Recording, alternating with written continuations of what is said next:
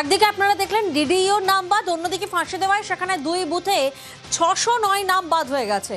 ফাঁসি দেওয়া 223 এবং 224 নম্বর বুথ, সেই বুথে রীতিমতো আতঙ্ক দানা বেঁধেছে, কারণ 700 জন বিচারাধীনের মধ্যে 609 জন ভোটারের নাম ডিলিট,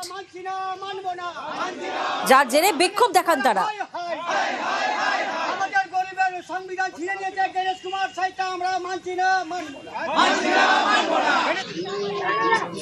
বিক্ষোভের কারণ এটাই যে আমাদের এখানে টোটাল 1533টা ভোটার, তার মধ্যে আজকে যেটা সকাল রাত 12টার সময় যেটা দেখতে পেলাম যে যারা অ্যাড জুডিশিয়ানে ছিল ওদের মধ্য থেকে 609টা ভোট টোটাল ডিলেট। তো সেই ডিলেট দেখার পর এই নিয়ে মানুষ আতঙ্কের মধ্যে, আমারও নাম ডিলেট হয়েছে এবং আমার বাড়ির সবার নাম ডিলেট হয়েছে।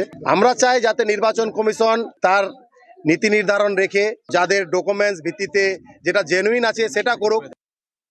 1956 সালের যে ডকুমেন্ট চাই আমি দিব, তার আগে যদি বলে 42-এর দাও, 42-এর ডকুমেন্ট সুদ্ধা দিব আমরা। এতগুলা লোকের যে ভোট বাদ জিজ্ঞেসে, কারণ ছাড়ে আমরা কোথায় বলবো না। যদি নাম না ওঠে তাহলে কি করবে? বৃহত্তর আন্দোলন করব, ভোট বয়কট করব।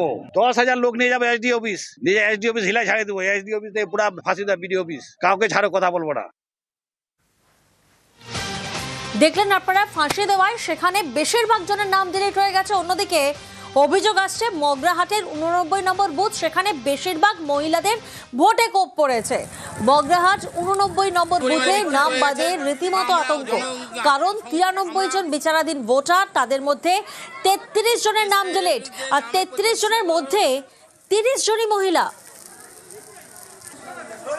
যার জেরে তারা প্রতিবাদ দেখান, রাস্তায় টায়ার জ্বালিয়ে বিক্ষোভ দেখান, নির্বাচন কমিশনের বিরুদ্ধে ক্ষোভ প্রকাশ করেন।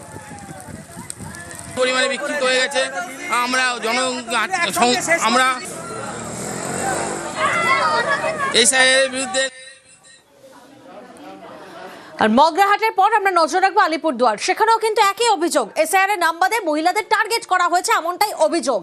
52 জন বিচারাধীনের মধ্যে এখানে 18 জন মহিলা ভোটারের নাম বাদ, বেছে বেছে মহিলাদের নাম বাদের অভিযোগ। আলিপুরদুয়ারের 6 নম্বর ওয়ার্ডে 52 জনের নাম বাদ, 52 জন বিচারাধীনের মধ্যে বাদ 32 জনই। নাম বাদ পড়াদের আইনি সাহায্যে তোড়জোড়।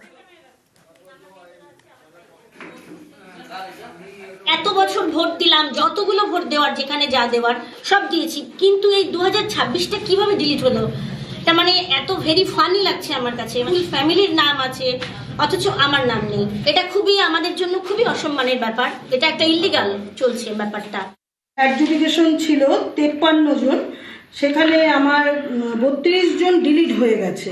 মহিলা ভোটারের নামই বেশি ডিলিট হয়েছে। এটা তো মনে হচ্ছে একটা উদ্দেশ্যপ্রণোদিত টার্গেট করা হয়েছে। সমস্ত কিছু জমা নিচ্ছি, আমরা কোর্ট অবধি যাব, এটা শেষ দেখে ছাড়বো।